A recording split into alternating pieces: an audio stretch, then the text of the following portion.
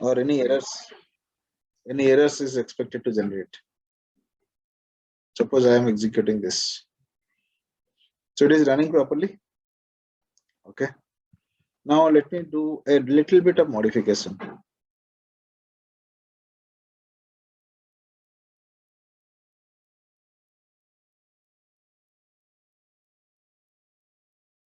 Now tell me, is the program is going to run properly or not? It will run, sir. It will run? Yes, sir.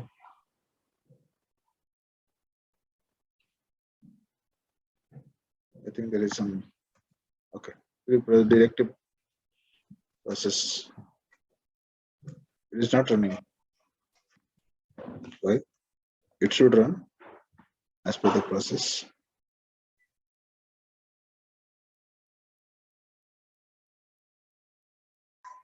So might be there is some issue in this online compiler then. Yeah, maybe there is some issue with the online compiler. But it should run exactly whatever is being, because even if we are not maintaining with the space, it should execute. Right. Now let us consider this much only. And let's start reading. I'm just ignoring this part. Let me remove this. The first line, the preprocessor directives. Now, how many tokens are available in this particular line? Just increase a bit. Now tell me how many tokens are available in this.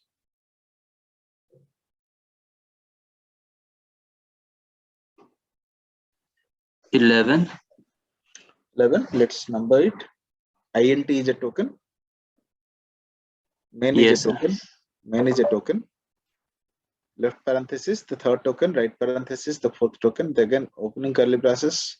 Fifth. Okay, so we will take left and right as two different, right? Okay, Yes. so then there are more than 11. Yes. So INT main. Let us count together. INT 1, main is 2. Left parenthesis, right parenthesis, opening curly braces, printf.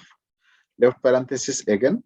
Then the literal within the double quotes, right parenthesis, then semicolon, then return, then 0, then semicolon, then closing curly braces. So it's coming around 14. Okay. Now tell me, as a human being, you have identified it, because you could able to distinguish between the two different characters appearing in the process. Okay. Now tell me, the moment I'll start reading MAIN, INT, post reading INT, we have got a space and we have said that INT is a keyword found. But after reading a main, I am reading an left parenthesis. So what should I do, or how exactly the compiler identifies that MAIN is the lexeme? It is not with respect to the left parenthesis read. Said because the left parenthesis is different from main. Because the left parenthesis is different from main. Okay. So can I consider left parenthesis as one of the delimiters? Because I am reading one character by character. So I read first I, then read TN, then I have read T, then I have read blank space, and I have stopped reading, declared INT is a keyword. Again, I have read this particular character, space, post there the next character which I am reading is M. Right? M. Now I am reading M, A, I, N. Where should I stop? Can I stop at N? We will read further. I have to go further, right? How many characters? At least reading to the next character. Okay. Till we get a different one. Right. Till we get a different one. Now, why exactly this is essential? Why exactly reading further characters is essential? Now, I'll give another example on the same. On the same lines, let me write IF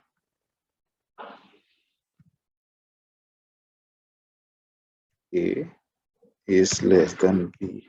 I've just written one if statement. Then I'm writing int a comma b. Right. I'm again writing int eger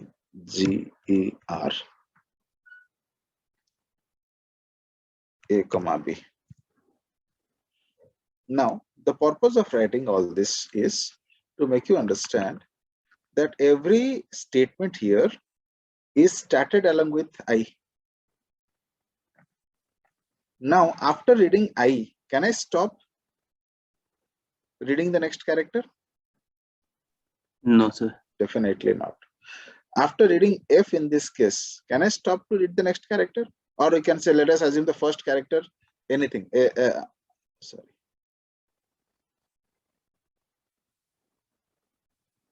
First character is first character we have read. It is found equivalent. The second character is F here. It is N here. Now I can read the second character. Can I stop after reading the second character? No, sir. No. Why not? Because there is a possibility that in the second statement, after the first character, second character, there is a third character. In the third statement, first, second, third, fourth character, but every string is starting with a I. So we do not know what kind of token we are going to generate. In this case, IF is a keyword. In this case, INT is a keyword. In this case, integer is an identifier. So we have to read the characters until we are reading a delimiter. Okay. Now in this case, the delimiter is a left parenthesis. In this case, the delimiter is a space. In this case, the delimiter is a left parenthesis. The moment I start reading this from the left towards the right, let me see. Let me check. I have read I, then I have read F. Then I will stop reading when I identify the next character is a delimiter. Now, if the next character is a delimiter, then I will declare IF is keyword. Sorry, IF is a lexeme. The match is along with a keyword pattern, and it is declared the token is an keyword. Okay. Now, the next token in this particular statement will be identified from which point? I am reading character by character. From A now. From A now. That means by compulsion, in fact, we can say by compulsion, without your mistake, by compulsion, we are bound to skip the left parenthesis. We are bound to skip left parenthesis, by which one of the token is lost. And the similar cases happens in that. So for that particular purpose, that we need to ensure every token is being identified, we are expecting that the lexical analyzer is having a buffer space. Who is from where we are going to deal along with the identification of the lexeme and then the tokens. Now let me explain that. Let me stop the screen and I'll explain on that particular process.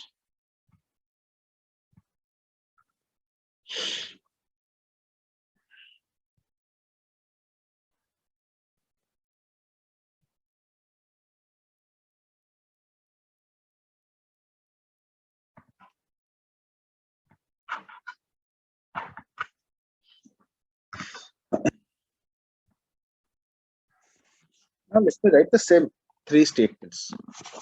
Okay. Sorry.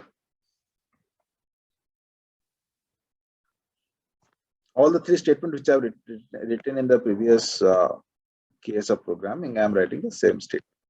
I'm expecting that this is the buffer of the lexical analyzer. So I'm writing if IF left parenthesis A less than B right parenthesis. Then the next statement was like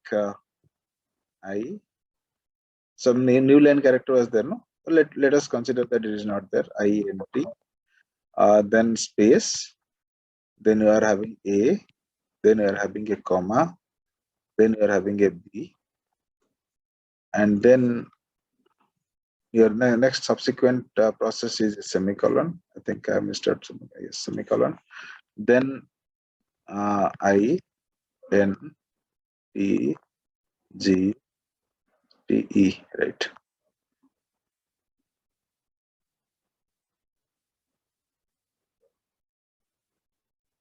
I hope you are able to understand what exactly I'm writing. Left parenthesis A, comma, B, and right parenthesis. Hope my screen is visible, clear. Yes. Now, I am assuming this is a buffer, right? So in the buffer space, the way that is stored in the original memory, the same way it is getting stored here. In my buffer, I have got 2 pointers. The objective of the 2 pointers named as an lexim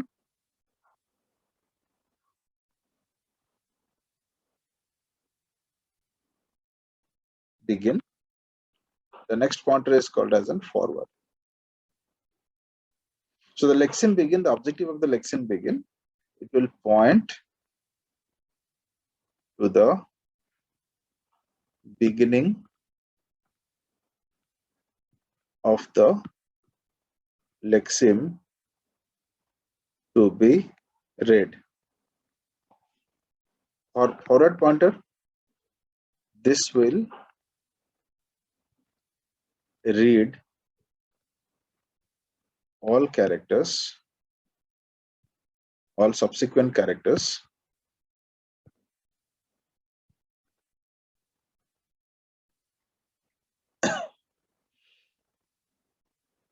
and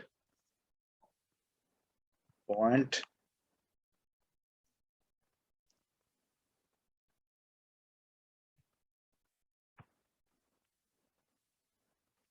to the end of the lexim.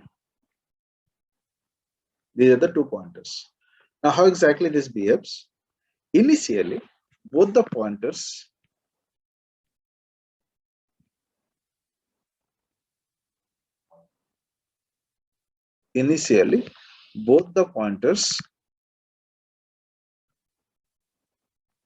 are pointing to the same location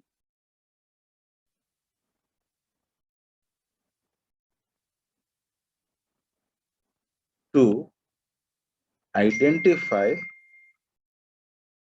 a lexim.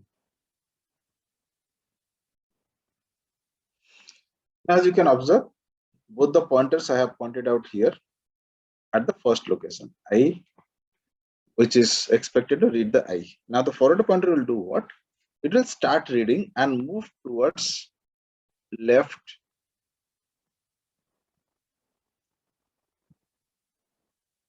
to right. It will start reading and move towards left to right. Okay.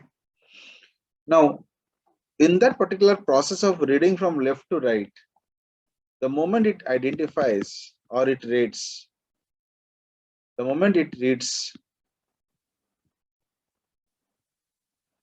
a delimiter, the moment it reads a delimiter, it stops and moves back one location. It stops and moves back one location. Now, what exactly this means? So, I have started reading. Now it read first the character I. Read to the, now it is the forward pointer. The next iteration. Then the next iteration it reads the character F with a forward pointer.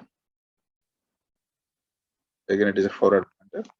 In the next iteration, it again reads the next character, that is in left parenthesis, and says that, or finds that this left parenthesis is a delimiter. The moment it finds the delimiter, it stops reading further and moves back, that is moves from right to left one location. moves back one location, right? So this forward pointer will move back one location. That means it is pointing here and declares this is the end of lexeme, right? Now this is the beginning of the lexeme and this is the end of the lexeme. Now you can find a match. What kind of match you are finding? Now what kind of token it is supposed to be generated? It's a key. Now what is the next step?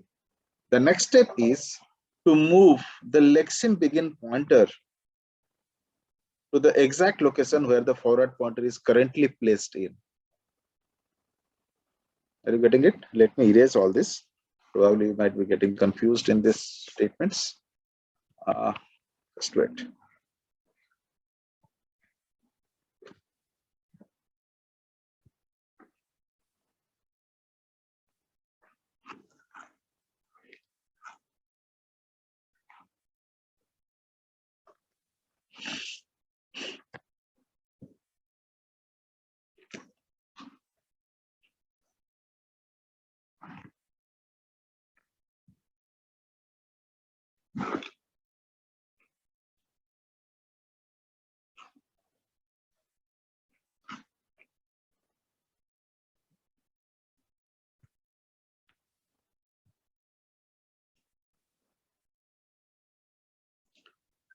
Is it clear?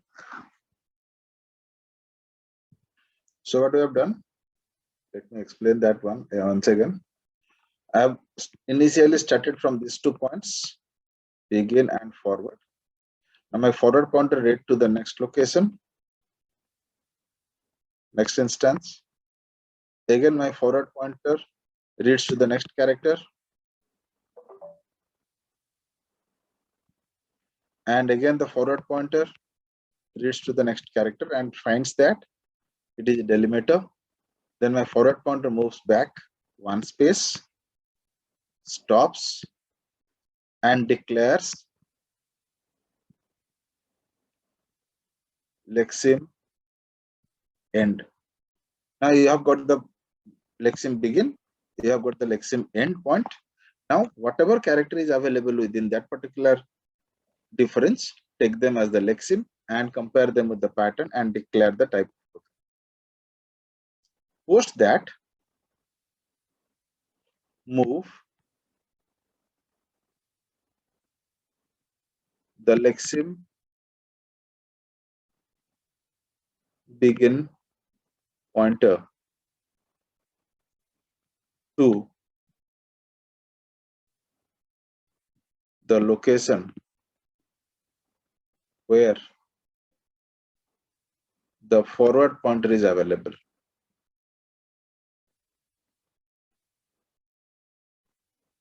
It's present, right? Initially both the pointers are started from the same location. Now also for the next token to be identified,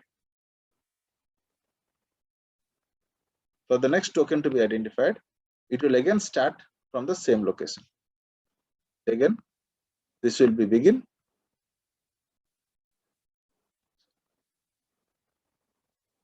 this will be begin, and this will be forward. Now again the same process continues. Getting it?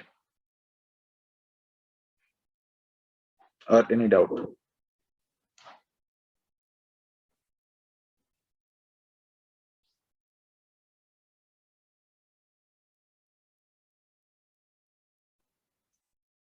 Any doubt you can ask, no problem.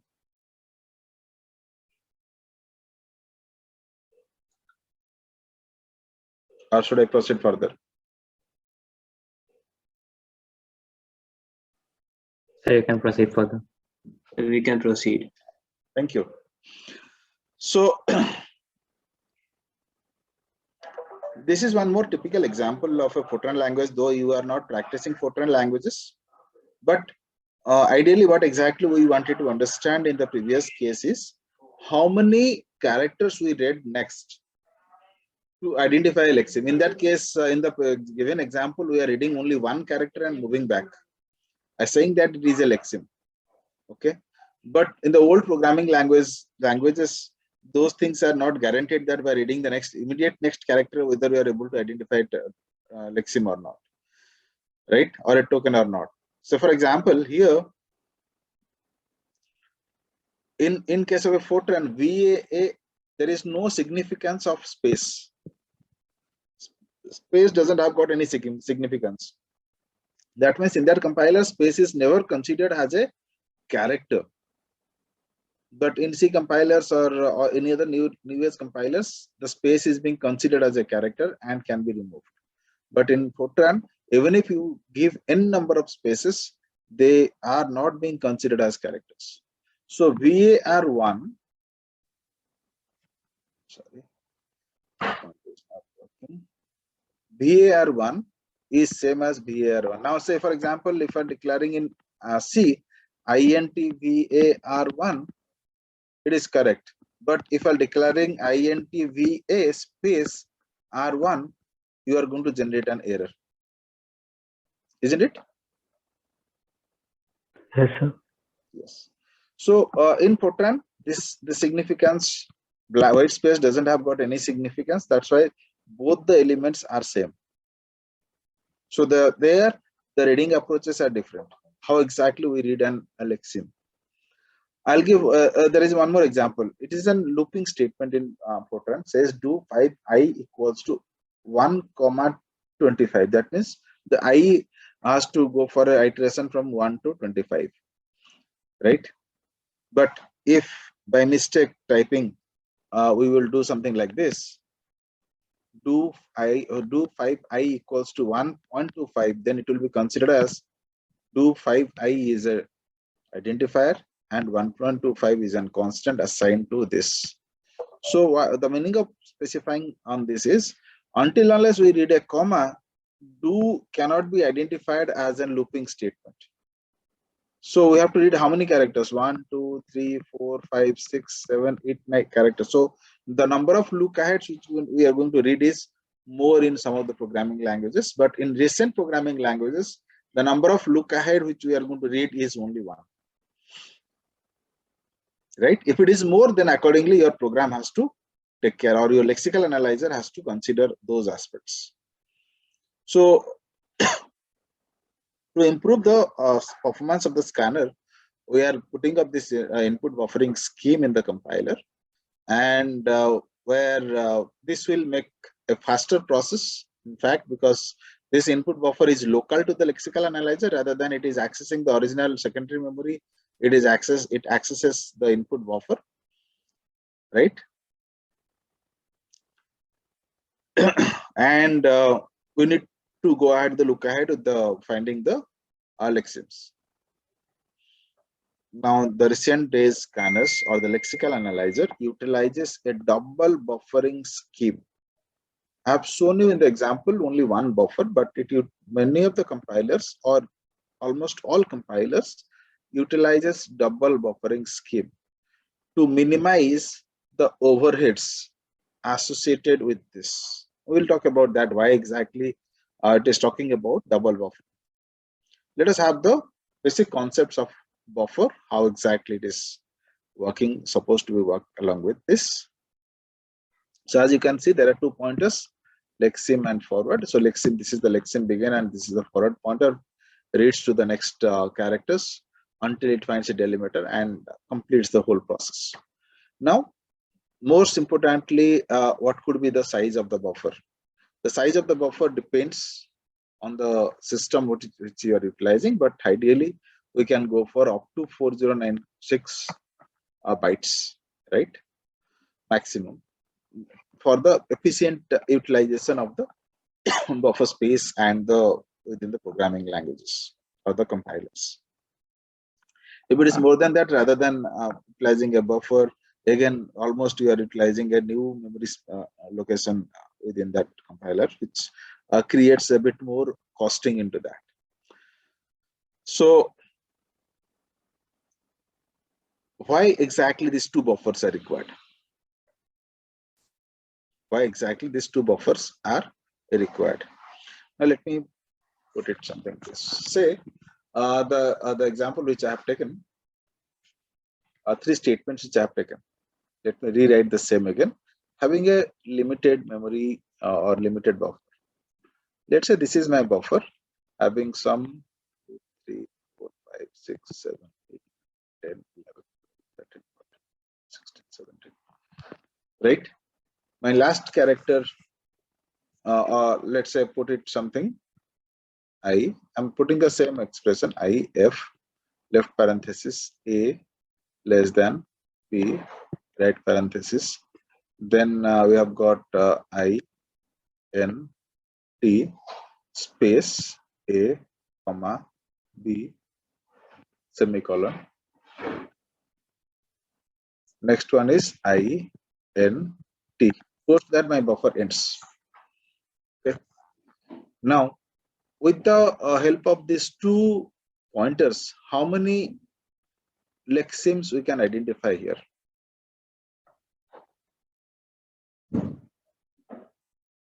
Please work it out.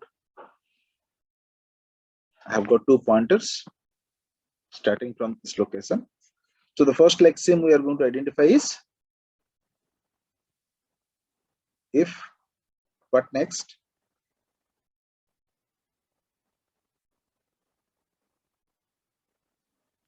Left parenthesis, what next? A. I'm talking about lexemes, I'm not talking about tokens. By default, the moment lexeme is being identified, the tokens will be converted. Then it is less than, then B, then right parenthesis, then it is B, int. Then we have got a space, action for space will be taken. But currently just I'm looking into the lexemes, then again it is A, comma, B, semicolon, int. What next? INT? Int, yes, sir. This, what is the next character? Nothing, that ended there. But the original program contains something, no? INT, E, G, E, R, A, comma, Yes, B. sir. So from where I will get this? I have got only half of the element into the buffer, or maybe 75% of the element into the buffer. So how exactly I can get into this particular content? That content can only be reachable or gettable if I will rewrite them. Right? That means the existing buffer content will be rewritten to the rest part of the program. Because your buffer space may not justify the length of the program. Okay. So I have to rewrite it, or I have to update the buffer with the rest part of the program.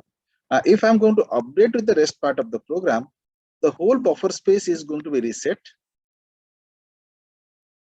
Everything is going to be reset. All fields, because it is one location which is going to be represented. And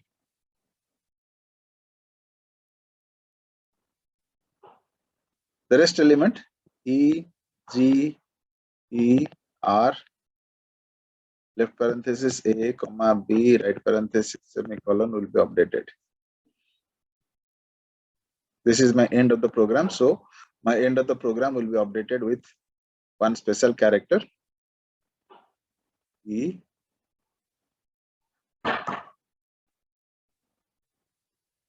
End of file EOF.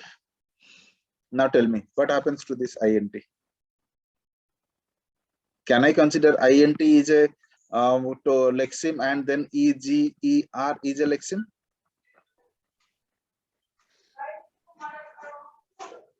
Yes or no? Yes, sir. No. But it will give you wrong results because your Sir, but they are at a space, right? your statement is something like an integer A comma B semicolon and all. So this is supposed to be a lexeme, right? So for that particular purpose, what happens? We have lost this. For post INT, it could not find further characters, so it has rewritten the buffer. While I am rewriting the buffer, this INT has been lost. Because the moment I am rewriting the buffer, it starts again at phrase from the beginning. So my INT is lost. So for that particular purpose, it utilizes two buffers, buffer 1 and buffer 2. And at one instant, it loads only one buffer.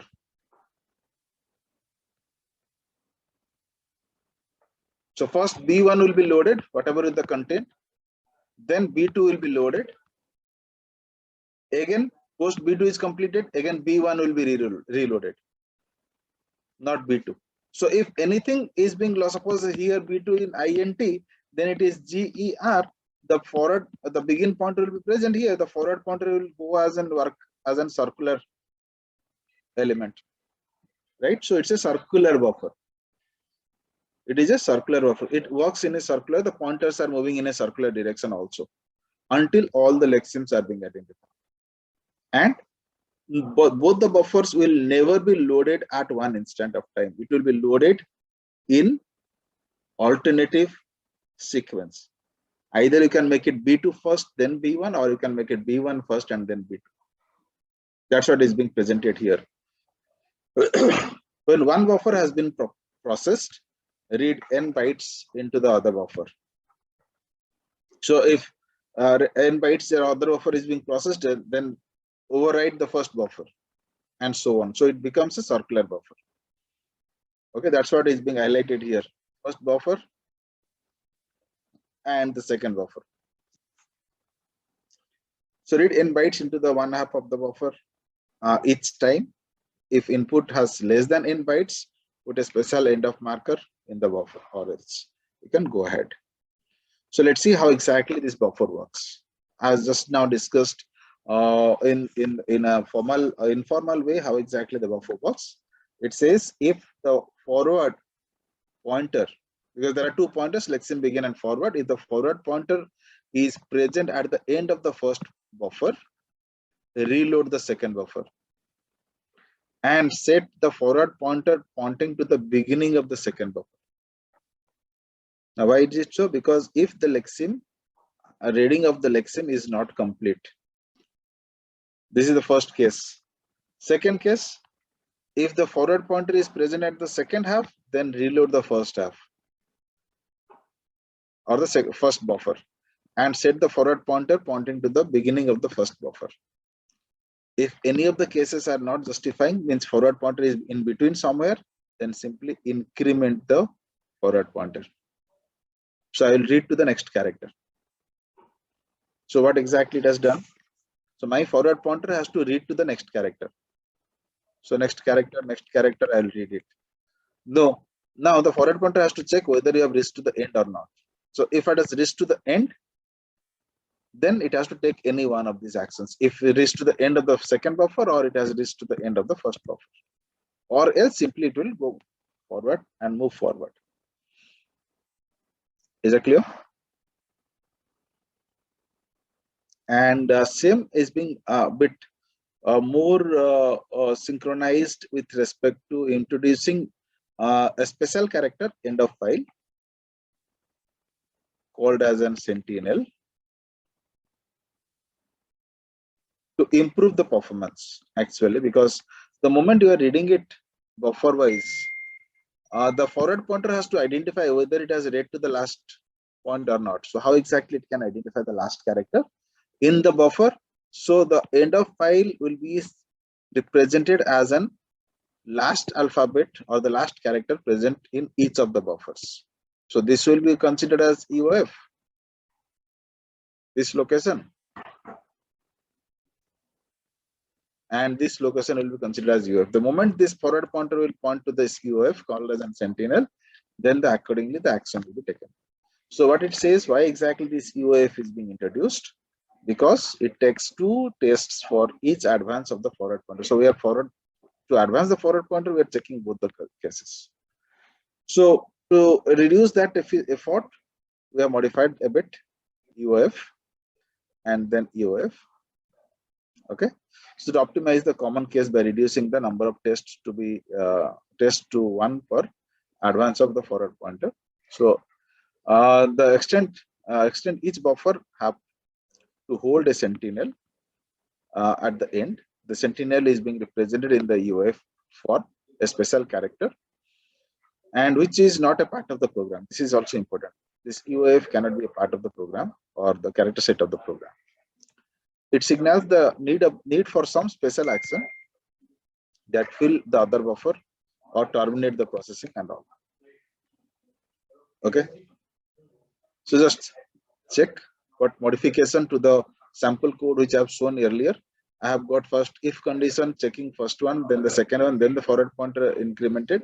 Now we are incrementing the forward pointer and then we are checking whether it is available at the EOF or not, right? Or else terminate. So forward pointer by default it is getting increased. So if anything, any EOF is being found, then it checks whether it is in the end of first half or it is in the end of second half or it is ending with the terminate the process. So any doubt here? Or everything is a doubt?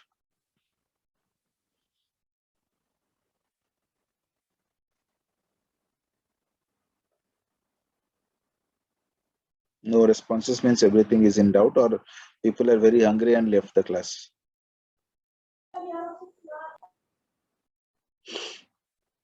No, sir, somewhat it is clear. What is clear? Sir, can you please send the slides so that we Yeah, can I'll update, read I'll later? update that in the classroom group. Please look into that. Yes, sir. Okay, then we'll stop here. Just wait for, let me take the attendance. Just wait for 2 minutes.